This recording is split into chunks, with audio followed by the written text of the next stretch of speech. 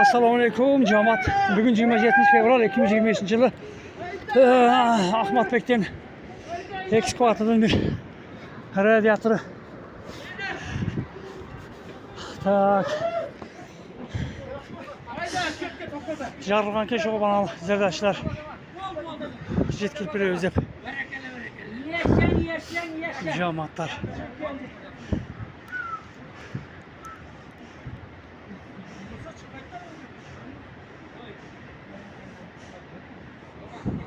İyi berekelle bu. Sizlerden cemaati şuntüp teknikalarını zapçasını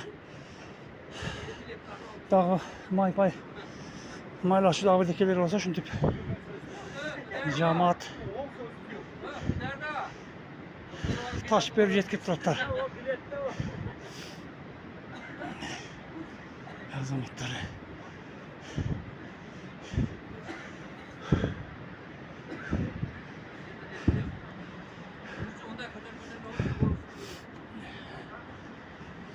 Eşek jülbe kalanca da şimdi kol binen kolda götürüp harcatır.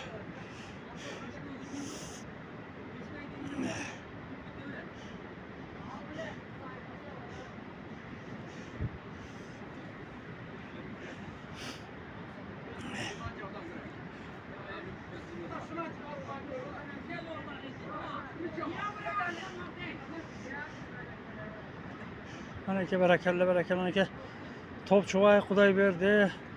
Şaydillah Toktamat Ruslan Erkin Ova Erkin Ova Tokson Ova ey yaşanlar anake Mollo Misir Antip berekelle cemaat berekelle.